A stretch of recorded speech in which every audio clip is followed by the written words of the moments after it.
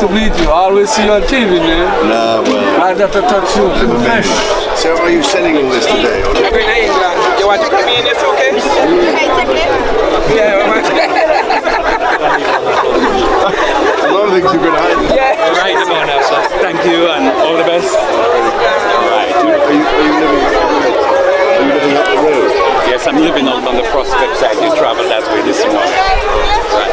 Very good. Yes, nice having you.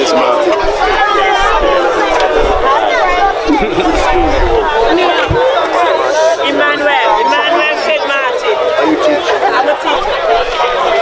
Out of all the Caribbean islands plundered and conquered by the British, St. Vincent and the Grenadines was one of the last to be colonized, and the only territory that has recorded less than a century under the system known as chattel slavery.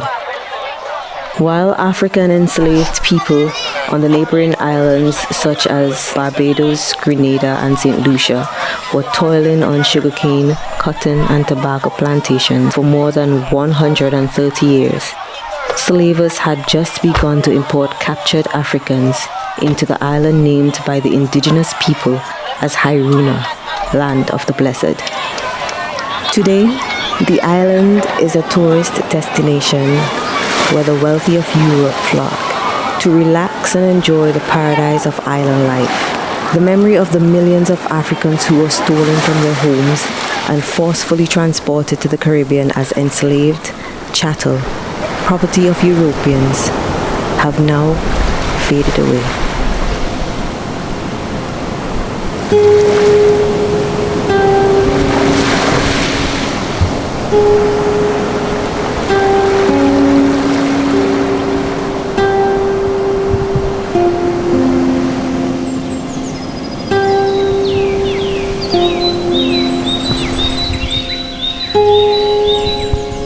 British military commanders were given official instructions to eliminate the native Kalinago Garifuna communities.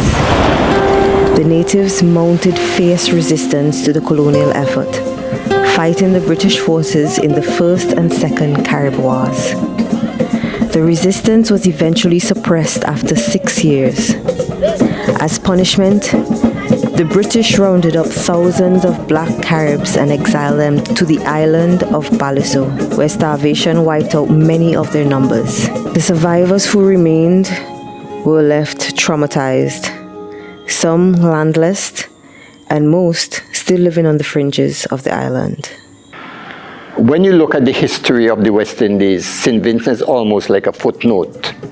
But there are so many things that are important about St. Vincent that it needs to be given much more prominence. Britain never had total control of St. Vincent until the banishment of the Garifuna people in 1797. By that time, most of the original Caribs, or what they call Kalinago people, had died off. They only remained in St. Vincent, they remained in St. Vincent because they had cohabited and intermarried with escaped African slaves.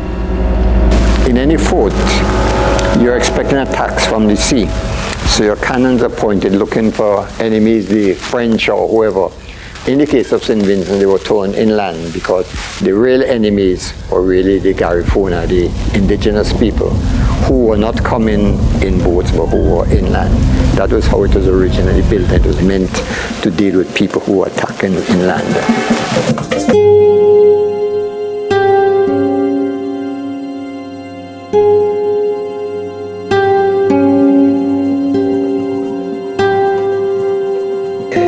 British planters eyed the virgin lands on the windward side of the island where these Kalinago Garifuna communities had settled. 8 estates were established on native lands. With them now banished, sugar production on the island bloomed. From 1795 to 1796, those are 2 large wars fought. So that struggle, even though it had died out in other countries in the Caribbean, continued in St. Vincent until 1796, when they were defeated, forced to surrender. But the majority of them were banished from St. Vincent and sent to Central America, to Roatan, which is a small island just off Honduras. And today they call themselves, the original name, the Garifuna. So the Garifuna in Central America, mainly in Belize, Guatemala, Nicaragua, and Honduras, they see St. Vincent as the ancestral homeland because their ancestors came from St. Vincent, those who were banished in 1797. So St. Vincent is very important in that while in Barbados from the 1640s, it did not really begin in St. Vincent until 1766. So we had a shorter period on the slavery and a shorter period producing sugar than in most of the other islands. Most of the planters who lived lavishly off the profits of the sugar estates never set a foot on the island, and instead chose to employ estate managers.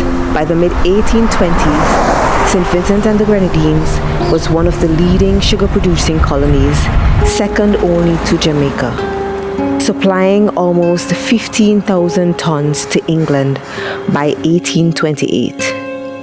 However, the sugar high was short-lived, as the estates were crushed by a series of natural disasters, including hurricanes and volcanic eruption. There were frequently storms in St. Vincent. Major eruption in 1812.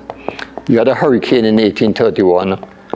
All of these affected the plantations, or well, in St. Vincent we call them estates. The period during which the war was fought, 1795 to 1796, there was a lot of damage to estates, and that is why it is surprising that St. Vincent was able to become a major producer despite this. So you have the wars, and soon after the wars you have the 1812 eruption and the 1831 hurricane. But some of the planters were compensated, but of course the slaves didn't get compensated, they just continued to live their lives. The enslaved Africans imported into the island between 1763 and 1808 were dispersed in 100 estates across the island. Estate managers were free to administer punishment on the enslaved in whatever form they deemed necessary. This including beatings, whippings, mutilation, and even execution. Most of the field slaves on the island were women, and they received the brunt of the torture. The appointment of stipendiary magistrates to the island to oversee the apprenticeship period after emancipation did little to improve the conditions for the African population. Frequent complaints of overworking and beatings for minor infractions, such as arriving late to the field, were recorded in the diaries of the magistrates, now stored in the National Archives. Slavery was slavery, okay? There might have been differences because during the period when St. Vincent really became fully under slavery, you are beginning to have voices in England speaking about the brutalities of slavery, and so the planters had to be concerned about how they deal with it, given the fact that people were speaking out about slavery. And in fact, there was a lady called Alison Carmichael, who owned an estate which at that time was called the Mousebank Estate, M-O-U-S-E-B-A-N-K, which is in the Cane Hall area. And she wrote a book based on her experiences in St. Vincent. And what she was really attempting to do was to convince the British people, especially those who were speaking out against slavery, that slavery in St. Vincent was not as bad. Slavery was slavery, and some of the old slave laws which existed in other islands were put in place in St. Vincent. The handful of Afro-Indigenous people who remain on the island became an integral part of the sugar production process on the island, despite not being part of the chattel slavery system. Their work involved transporting the sugar from the estates by canoe to ships in the harbor. Comes, we have this Black Point cave in just off Georgetown. And what happened is that the owner of what was then the largest estate in St. Vincent, called Grand Sable Estate, built this tunnel which allowed them to take sugar from the Georgetown side to the Byra side, which was considered calmer and easier for the canoes to take out the sugar. So that was the role they performed during slavery. Others relocated to the interior of the island to a community known as Greg's, a fortified and remote maroon town that the British were not able to penetrate. Here, you can find survivors of the once powerful Kalinago-Garifuna nation, the original inhabitants of most of the Lesser Antilles. Small remnants of the Kalinago-Garifuna communities are still intact in the northern part of the island. The descendants of the group of people who landed on the island of Roatan in 1779, as well as those who remained in St. Vincent and the Grenadines, are today called the Garifuna people. However, in their native land, St. Vincent and the Grenadines, from as early as age 3, students are instructed in the use of the King's English. No lessons are taught about the native language. Even the older generation holds no memories of their mother tongue. The language of the indigenous people has been completely erased. I even just lay down on my bed and even think about who I really to, who is my people them, where I really from, if I really original from St. Vincent and the Grenadines, because I'm a black Indian. I get the Indianness from my grandmother, not from my mother. My grandmother was a black Indian, very black Indian, and that's where I get the Indianness from. So when they began to sell lands, the lands owned by the Caribs, when they began to sell land, they attracted quite a number of people from the Leeward Islands, because the Leeward Islands is an area without a lot of water and so on, and these people felt that they had better prospects coming to St. Vincent. And there was also the connection, the British connection, the Scots in particular, the Welsh, the Irish and so on, had connections throughout the Caribbean, and through those connections they were able to advertise what lands were there. And by the time the British started producing sugar in St. Vincent, sugar in the Caribbean had long established itself. A lot of the planters in the other islands made enormous fortunes and went to live in England. So some of these new proprietors who came to St. Vincent were expecting a similar thing. Some of them did not come to St. Vincent at all. They were able to use managers and so on to run the estates, but their hope was that the profits from the estates would help to sustain, not only to sustain them in England, but to allow them enough money to invest in whatever else they wanted to invest. And we have, for instance, an example of proprietors from St. Vincent who were able to establish properties, well-renowned properties and so on in different parts of the UK. Thomas Phillips, who had bought the Camden Park estate. Although in the case of Phillips was a wealthy man before he came to St. Vincent. He made money in the East, in India, but he got compensation, and that compensation might have been part of what he used to invest or to contribute to the university in Wales. Camden Park was not one of the most profitable estates operating on the island. When emancipation came in 1834, the estate was owned by a wealthy retired surgeon from Wales. He made a brief visit to the island, increased his land holdings and his slave stock, and left the plantation under the charge of the Whitall brothers. After countless rebellions had rocked the British West Indies and the constant protests of abolitionists in the English court, Britain decided to use 40% of its national budget in 1833 to buy freedom for all enslaved people in the empire. That is equivalent to about £20 billion in currency today, making it one of the largest government bailouts. On August 1st, 1834, in Kingstown, SVG, 2,959 children under the age of 6 were freed immediately, and so were 1,189 people. over £1.6 million was paid to planters for compensation for the 18,102 slaves that became apprentices thereafter. Phillips was one of those planters who received compensation from the crown for the 126 enslaved human beings he owned. He also received 4 years of free labor from the former enslaved. Through his involvement in the slave trade, we can see the direct legacy of the forced labor of enslaved Africans and the enrichment of planters overseas. But the influence of the Welsh on the island is seen and felt in other areas as well. The copper that was used to secure the hull of the ship, the fabric that clothed them, the iron chains, collars, and even the currency that was used to buy them, all came from Wales. But even more curious is the presence of many popular Welsh family names among the Vincentian population, which suggests that the connection runs deeper than we may imagine. Once they know that two persons could speak the same language, for the most part they separated them.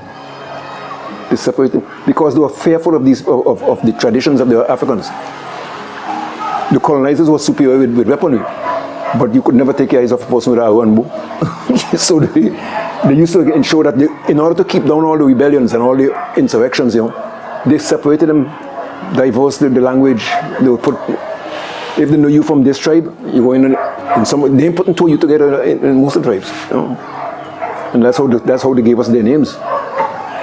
They actually gave us their names, Scott and all the titles we have. Those names are not our names originally. We would have been Jackadura, Babadura, whatever it is. That's how we were brought up in those countries. But once we got here, whoever bought us as slaves or whoever took us on their plantation, we got their names. I don't think most of our people today study where we came from. We don't realize that we are descendants of slaves or whatever have you. You can't tell us now that we're slaves because people here would be violent against that. They don't want to hear, I am so and so. Don't tell me I'm no slave, man. They don't want to hear that. But the truth is, we are descendants. And it is so funny that nobody has been showing an interest in maintaining the culture and the identities that we had. Because the world is civilizing, it's a global village. It's civilizing so fast. And it's so civilizing in a way that certain people want it to. And that's part of our dilemma. With the estates never having recovered fully after the disasters, they were auctioned off to recoup unpaid loans that Britain had given to estate owners. The desire for land ownership among the African population was growing, but without financial resources, they were cut off from participating in the land grab. Phillips died in 1851, and he left his estate to John and Richard Whitall. His wife, Anne Whitall, she inherited the estate when he died. Now, Anne Whitall, we know up to 1879, 1880, she still owned the estate. Now, there is an issue, mention was made of Porter owning the estate. I'm not too sure at what point Porter owned the estate because 1979, and Whitall still owned Camden Park. Now, in 1902, there's an Alex Fraser who had owned the Camden Park estate, and he died at Orange Hill during the eruption. That's 1902. I'm not too sure what happened after, but the important thing about 1902 with the eruption was that during the eruption, the government bought pieces, or a part of the Camden Park estate in order to settle refugees from Sandy Bay and Walibu. That during the period 1845 to 1847, you had some Portuguese immigrants from Madeira who came to St. Vincent, and some of them was settled on the Camden Park estate. Also, in 1861, when the East Indians started arriving, some of them were also settled on Camden Park estate. 1942, when the government purchased the whole estate, and part of it was mainly, well, most of it was mainly for an agricultural experimental station, and part also was supposed to be sold to laborers on the estate. So they gave out some land or sold lands to some of the laborers on the estate. But the majority of it remained the Camden Park estate, which was now no longer privately owned by government and used as an experimental station. We know that in 1911, reference is first made to the Camden Park village. And that is because the census in 1911 made reference to the Camden Park village. And that is because in 1902 they had settled people here. But after 1942, you had more and more laborers, settlers coming into Camden Park. Some of them at first were squatters. Some of them were able to purchase or to rent land. And Camden Park went through a lot of changes, became an industrial estate. And as you look down there, you could see the port. You could see some of the factories which were established there after it became an industrial center. The ex-slaves realized that they wanted to be free of the plantation, but they could only be free of the plantation if they owned land. Some of them were able to move into the interior, but moving into the interior, it was difficult getting their produce to the market. The other thing is that the planters realized that if they sold land, even when they were in economic difficulty, if they sold land to these ex-workers, it meant that they would be less dependent on the estates. So an effort was made to prevent them from selling lands. And where they had land to sell, they were selling lands in large acreage, which meant only other planters could buy, or maybe merchants. But fortunately, there are examples, I think, in St. Vincent where churches at times came in and bought a portion of land which they divided up. And one of the major themes in Vincentian history has to do with land. And so from the time of Châteauguay, when the British wanted to get rid of their land, right up until 1935 and even later on, the main thing driving Vincent was land. It was only after labor riots rocked the island in 1862 and sugar production continued to decline that the ownership of land became available to the former enslaved and some members of the native population. There was a gentleman who lived just above our house there. We were neighbors. He lived with the Veers and the Sousa. And he was one of the foremost writers. When everyone felt that the riots were finished on October the 21st, October the 22nd, people came into Camden Park and targeted Mr. D'Souza. Mr. D'Souza, I think he was Portuguese. He was accused of lending bullets to people from the militia and as the people said when they started stoning his house and his store, oh, you're lending bullets to kill black people. And that was he was the target of the riots in Camden Park on the 22nd, when, of course, on the 21st, you had riots in Kingston, Cane Garden, then out to places like in the Georgetown Byra area. In the heyday of the riots, he had got his eye blown out, but he still lived. His name was D'Souza, Anthony D'Souza. So he had to hide in some embankments here, on the vines and all that kind of stuff. And he used to tell us about his experiences. He's a Jerry boy.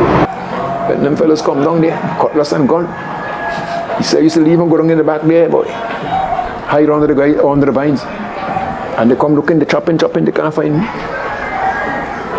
But those are the days.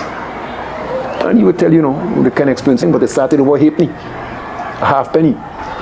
A 1 cent. They increased the price of either matches or oil by 1 cent. And fellows started to go up in arm because there's plenty of money in them days. 1 cent, could you imagine? And the local rioters came out who were opposed to it.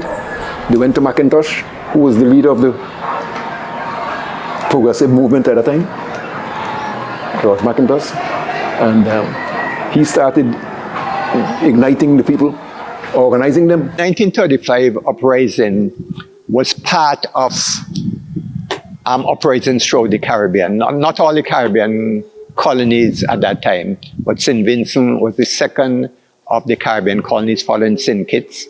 St. Vincent had its rights in October 1835, and it went to places like Barbados, Trinidad, Jamaica, and Guyana.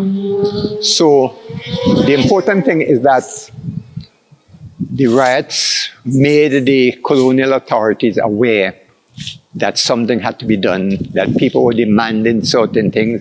One of the things they were demanding is better representation, because St. Vincent and some of the smaller islands did not get adult suffrage. And by adult suffrage, you mean that once you were 21, at that time you were allowed to vote. Up to 1935, there was a high qualification. You had to own a certain amount of land and or high income. But after the 1935 riots, when George McIntosh, who was singled out as leading the rioters, which he did not, he was simply trying to assist the rioters, and he was charged for treason.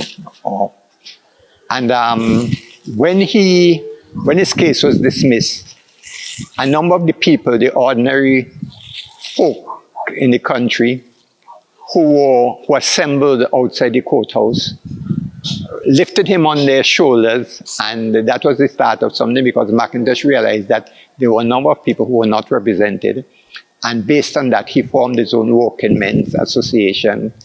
And in the elections which followed, I think 2 years after, McIntosh was able to get into the Legislative Council, where he remained until 1951, when you had the introduction of adult suffrage. And at that time in 1951 was when Joshua came on the scene, and then Joshua was able to dominate politics in St. Vincent until 1971-72. Under the 1899 land settlement, Camden Park was one of those areas where a Carib village was established. In 1902, when they were looking for places to settle some of these people who were, well, not forced, but who had to remove from the areas which were affected by the 1902 eruption, they got this area in Camden Park, which they bought from the plantation owner, area that is called Carib Village. So a number of them went and lived in Carib Village. As a boy, when we came here in 1951,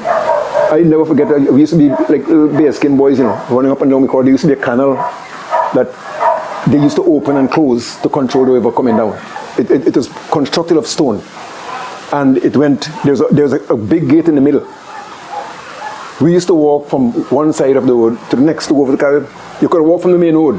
Much like the enslaved labor, most of the things that kept the plantation functioning to the benefit of the British Empire had to be imported, as is still the case today. Most of it comes through this Camden Park port. The industrial complex is the main supply chain for businesses across the archipelago. It was in the 1940s that the government acquired Camden Park as a land settlement estate, and it was at that time they brought in the Camden Park experimental station. It was an agricultural station, and you began around that to have, I mentioned before, squatters and also people buying parts of the land.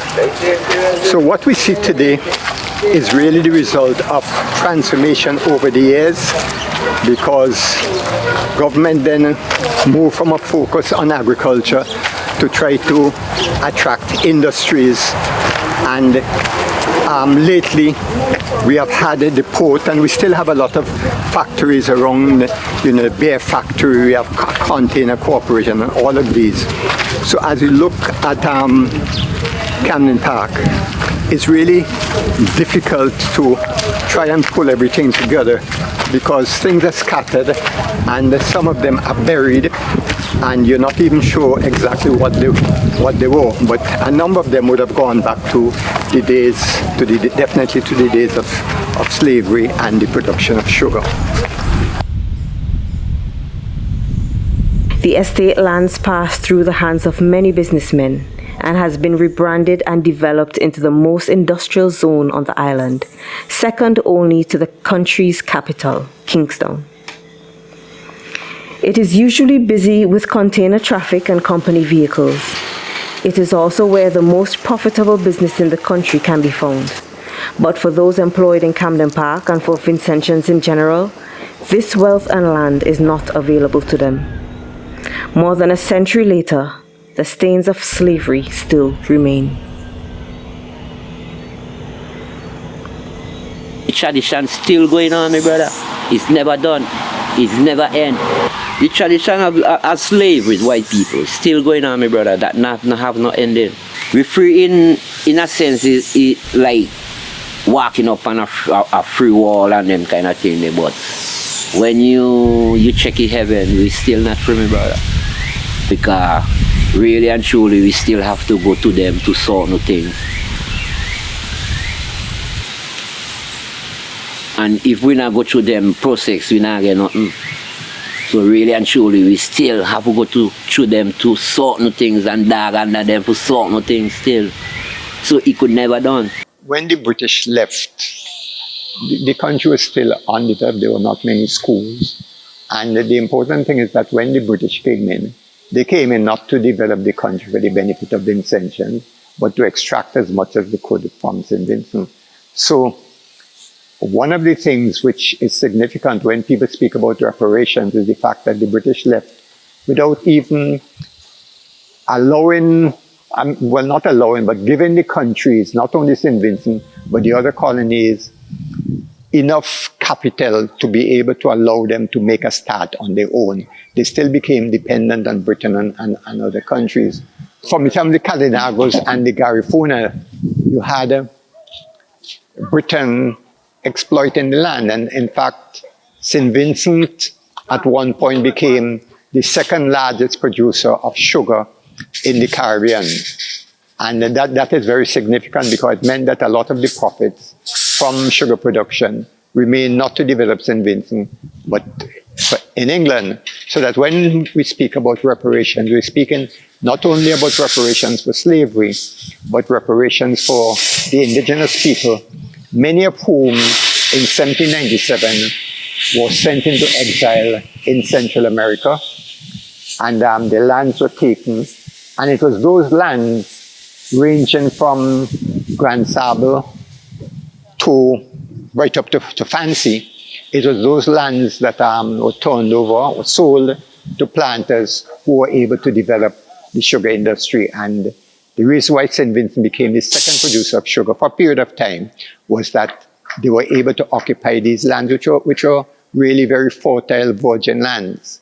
So we did not benefit from those things. In fact, we suffered because there was a split now because only a few indigenous people remained. The majority went to Central America, and those who remained suffered a lot of hardships. Since the British tried to create a divide rule, tried to divide up the country and to turn the indigenous people against the African slaves. So there's a whole history there if one has to do with the legacy, you know, what are some of the problems which came about after the British left St. Vincent. Even during the colonial period when they were here, there were quite a lot of problems. And we see not only in the 1935 riots, but immediately after slavery, you had riots on the estates where people were demanding better working conditions, better wages.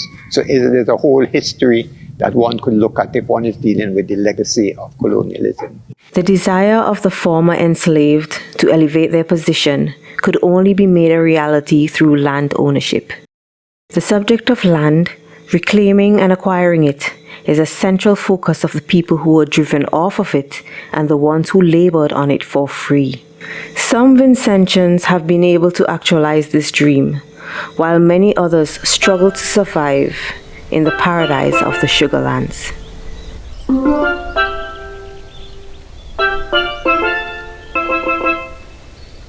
The paradise destination dream is packaged and sold to tourists under the same ideologies of colonialism.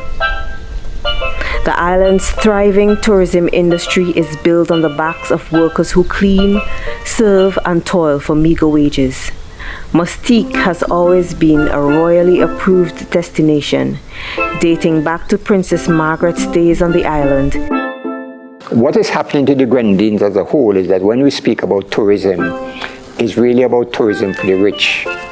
So the people who are benefiting are these people who they give away a large portion of Canouan to these investors.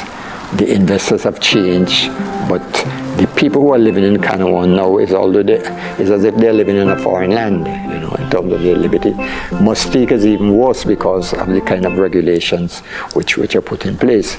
So even though the British have left, well, in Canouan is not so much the British but other investors, but in Mustique, you know, it has a relationship going back to the previous owners who were British. You know, so a lot of that continues today. There are people in Mustique who were born there, and at one time they were not allowed to bury their dead there. That went on. I'm not sure what is the arrangement now.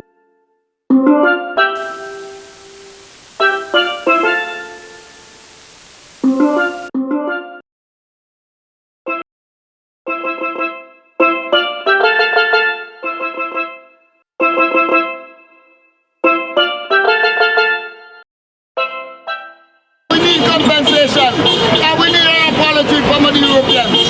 They have slaved our parents, all our ancestors, victim of inhumanity, inhumane conditions. The people are holding a manifestation to show our disapproval of the visit of one of the representatives of the British monarchy. The British monarchy is responsible for the capture and kidnapping of our people. They are responsible for the transatlantic slave trade. They are responsible for slavery, and they are responsible for colonialism. As a result of that, our people were completely devastated. We still here.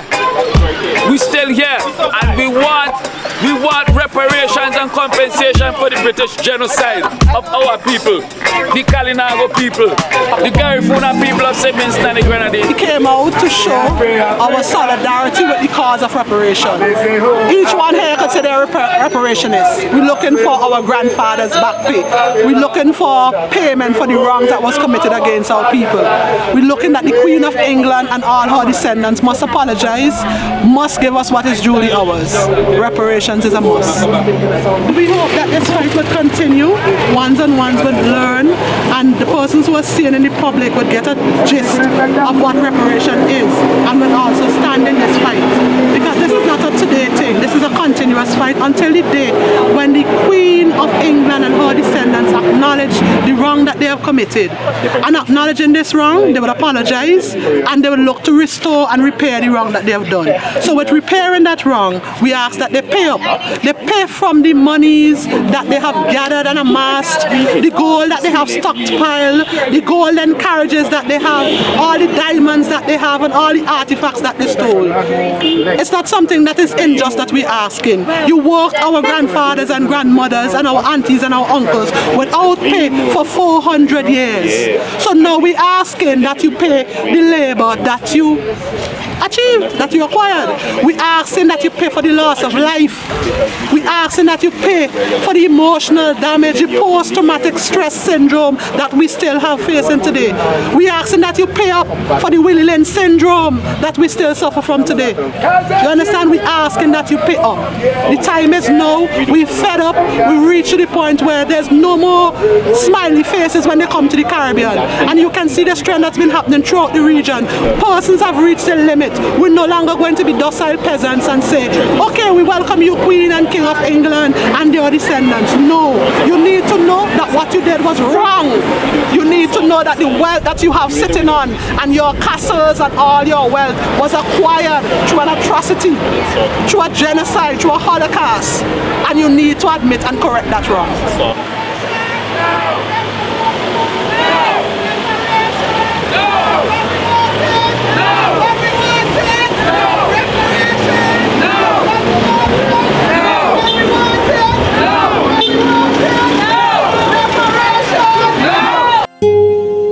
The lives of millions of men, women and children were destroyed in the search of profit. For over 400 years, enslaved Africans and their descendants were classified in law as non-human, chattel, property, real estate. They were denied recognition as members of the human family by laws derived from the parliaments and palaces of Europe. This history has inflicted tremendous psychological trauma on the descendants of the enslaved, as is evident by the daily lives of people living in the Caribbean. The healing process requires, as a precondition, a sincere formal apology from the governments of Europe and a serious effort towards reparatory justice.